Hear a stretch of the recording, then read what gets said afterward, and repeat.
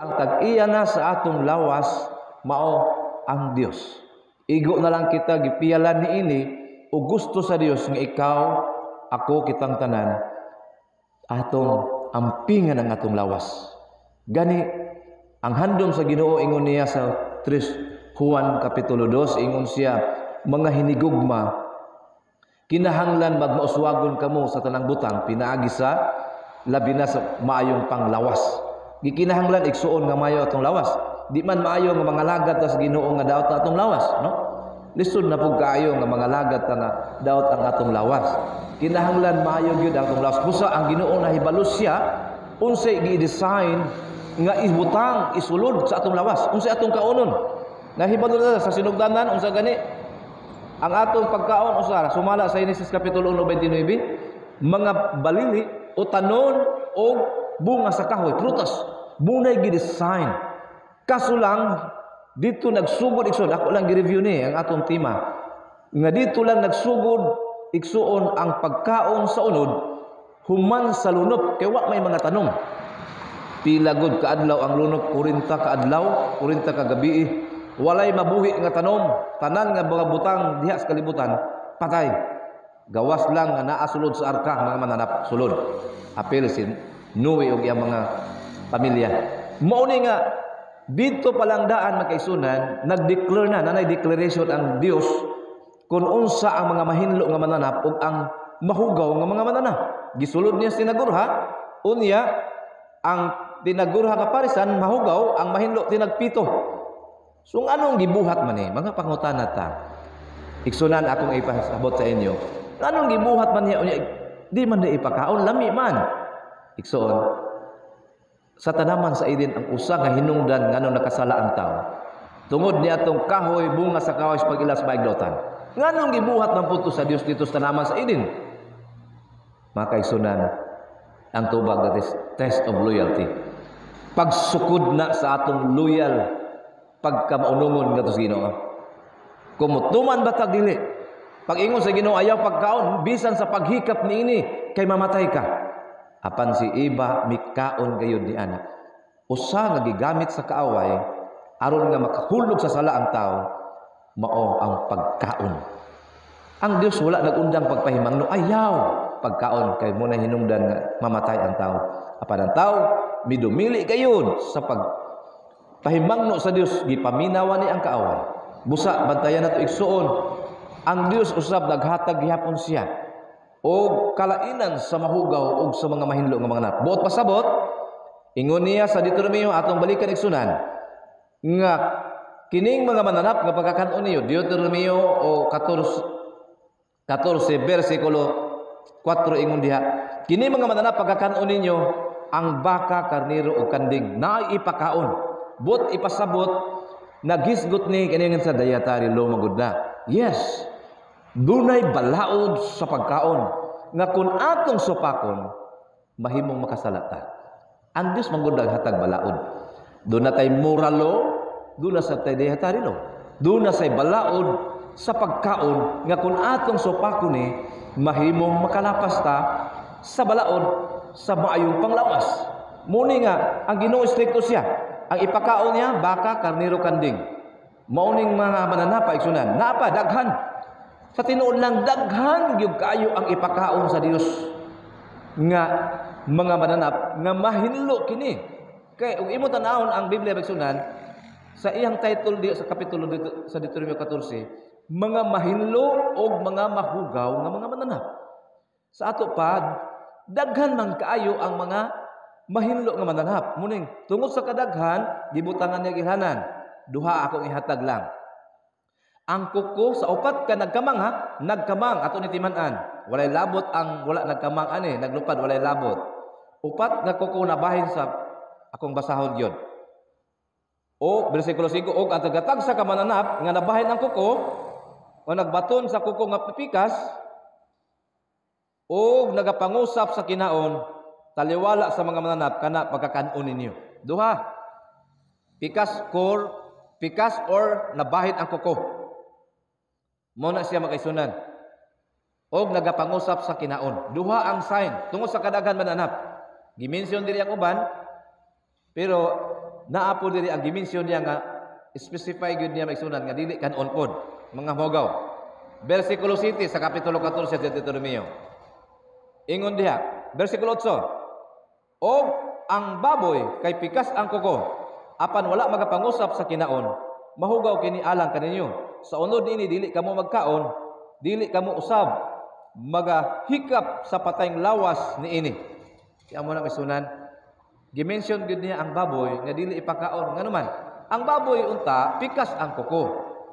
Pero nagapangusap, wala man nagapangusap sa kinaon, hugaw gid siya. Gimension is letra po letra, word for word nga dili ipakaon. Ang Dios man nagsulti niini. Iyang gisultihan ang mga katawhan niya. Okay, sa tanan nga mga anaa sa tubig, dili ta sa tubig. Makaisunan, i-identify na nato ha, nga katong nagkamang mga mananap nga upat ang tiil, ang dili itugot sa Ginoo katong pikas, katong ang tibuok at wala, katong ang ipakaon lang pikas o nagapangusap sa kinaon. Ang wala dili ni ana para sa baboy isunan ang iyahang tiil pikas pero wala nagapangusap. Mukaon lang siya, nag-usap lang siya kung mukaon siya. Pero kung wala kaon, nagpundo ra po na siya. Tanawa ang baka, nagpundo na siya, nag-usap-usap na. Muna nag-usap sa iyang kinaon. Muna ang sign na kanahinlo na siya maisunan. Kay balo ang Dios ni ana. Sang kanding, karniro, namatay karniro din eh. Pero ang baboy dili, dimension gyud diri maisunan. Kabayo, ang kabayo nagapangusap sa kinaon. Pero ang iyang kuko dili man duha man ang sign. Ang iyang kuko tibuok man. Kamil, ang kamil na kaisunan, tibuok gihapon ang kuko. Pikas iyang tiil, pero tibuok ang kuko man.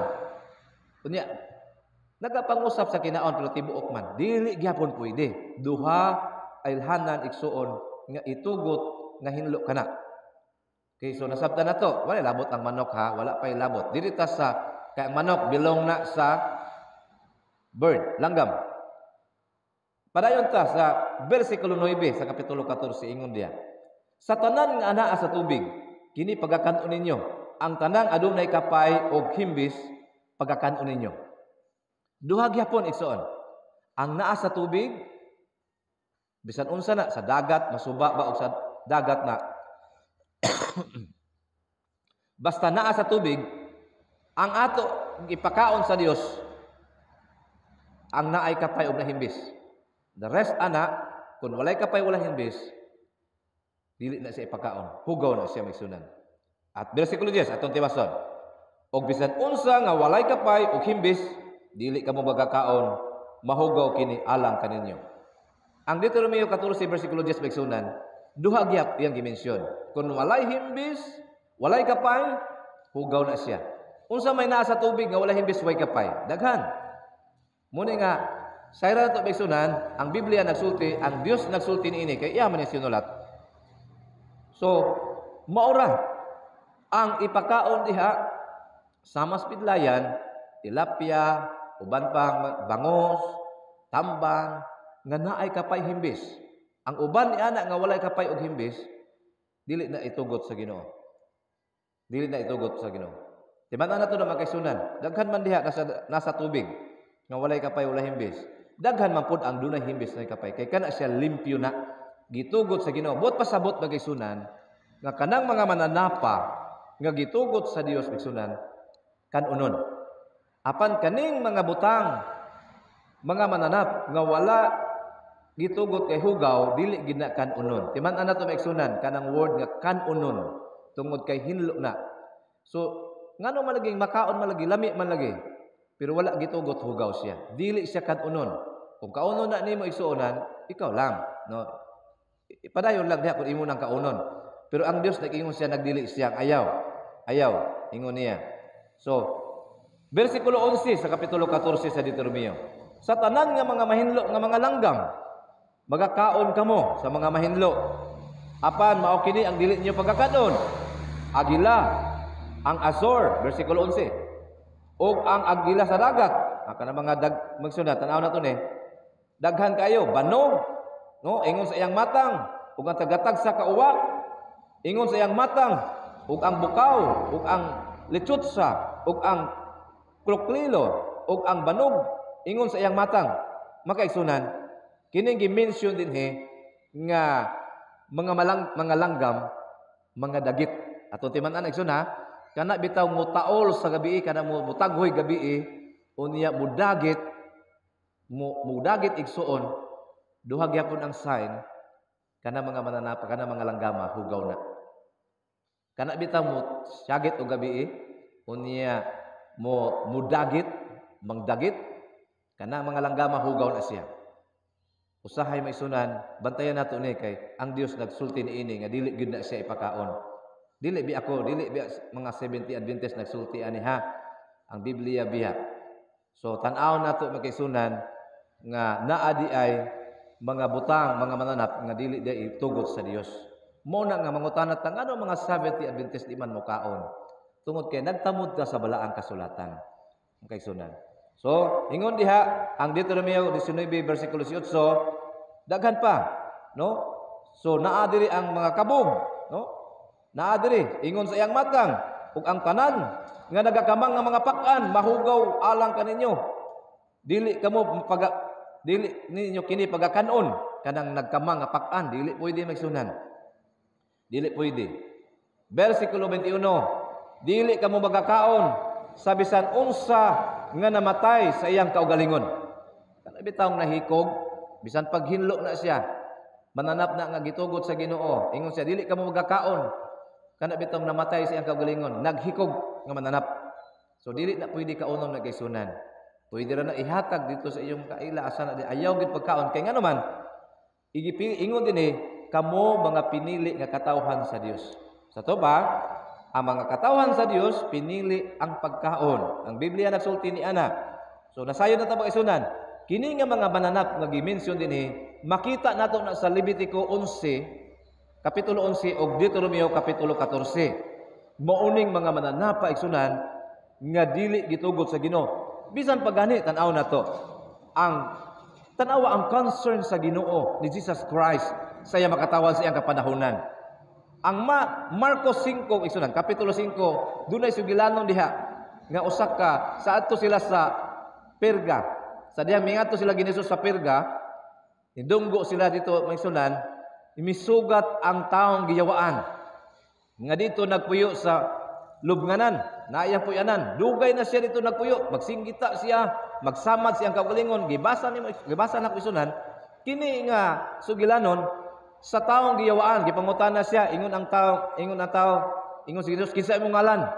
Ingon siya nga, ako si Legion. Legion. Unsa ni sa pagka-mention sa kuan, binisaya, Legion. Muna nga, ingon siya, ayaw bi akong hukmi ingon ang taong giyawaan. Ayaw ko ipagawas din ninyo taa. Kung imo kong ipagawas, ingon siya, nganong Legion man, kay daghan mi sulod aning tao, usa ka tao bisunan, daghan ang mga hugaw espiritu nga misulod dito. Ingon lang ang hangyo sa yawa, no, sa tawo nga giyawaan, ingon siya, ayaw mi ipagawas ining yuta. Kung imo ming ipagawas, adto lang sa mga baboy. Tanawa ra gud. Muna ang Dios dili gyud siya motugot nga ang baboy kanunon. Kaya ano man, mismo ang yawa gideclare siya sa iyang hugaw nga espiritu. Dito siya magpasulod sa yawa sa baboy. Muna giabog sila, basahon nimo basunan, giabog ang mga daotan ng espiritu nga mga mahugaw nga espiritu sulod niya tong tawhana mitampo sulod sa baboy. Makisunod kung imo tan-awon, adunay 2,000 ka mga baboy dito sa ibabaw sa bungtod. Nanagan kini sa makusog nga pagdalagan, unya nangambak nato sa pangpang ug nangamatay sila. Asa misulod ang daotang espiritu? Dito gyapon sa baboy. Makaisunan, wala gyud nagtugot ang Ginoo nga kana siya kanunon. Mason ayaw bi mo kasuko sa ako ang Biblia ra ni. Ako lang gipahibalo ni siya. Pagpahinumdom nato migsunan nga kini akong gibalik karon, ang Dios nagpahibalo nato, siya nagsulti nato, ako lang gipahibalo. Kay balo mo makisunan bisan pagani ang Dios nagpakaon siya katong siya panahon pagministeryo. Nagpakaon siya sa mga lilibuan ka mga tao. 5,000 ka mga tao. Unsa iyang gipakaon? Iyang gipangita dito kisay nagdalag balon. Ug iyang gipanalanginan, tinapay ra gyud isda. 2 ka tinapay, 5 ka tinapay, 2 ka isda. Iyang gipanalanginan kini o gipakaon sa lilibo 2,000 o 5,000 ka mga katawhan. Mao ni nga makaigsunan kabaluta unsay angay nga ipakaon itugot sa Ginoo sa ato. Bunay atong matayan makaigsunan. Kung atong supakon kini ang gidili sa Ginoo nga mga gidili sa Ginoo atong supakon kini nga mga mananapa ato kaunon.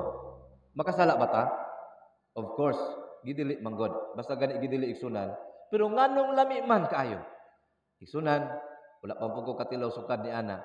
Kamo nakatilaw maingon magyud lami, pero hinumdumi nga kana siya wala gitugot sa Ginoo. Balik ta igsunan sa ato nga pangutana nganong gibuhat man na siya. Muna kung giingon ganiya, test of loyalty. Pagsukod na kung unsa nato sundon ang Dios, musunod batas kaniya. Okay. So, magkaisunan atong tan-awon munay pangutana no ako lang ning kutlon karon. Naamo koy pangutana diya sa daang tugon lang ang mahugaw pero sa bag-ong tugon hinlo naman kana. Muna atong tukion sa sunod semana. Naamay mabasa nga gihinluan na sa Dios o tanan nga mosulod sa bakbak basta dili lang makahilo, dili lang makahilo, okay na siya. Total iits saraman sa gawas. Ato nang himay-himayon igsuon kana nga mga argumento. Atong tan-awon kung gitugot ba na, doon na bagay mabasa nga igsuon nga ang sa bag-ong tugon gihinluan na ang tanang mga mananap. Doon na po gi-mention, naabag-mention ba ang bag-ong tugon, ang New Testament nga hugaw ang mga mananap. Magkaisunan ipasabot nako ni pag-ayo tabangan nato igsuon sa pagtuon ang balang kasulatan alang sa pagsabot niini mga butanga aron mapaniguro nato nga dili ta makalapas mahitungod sa pagkaon, balaod sa pagkaon. Ang Dios walay pagkausab. Wala na niya ni gi-mention igsunan diha sa bag-ong tugon tungod kay kinidaan hugaw na daan sa daang tugon. Ug walay pagkabalhin niya kay walay mahugaw igsuonan nga iya hangdadon ngadto sa langit ng puloy-anan.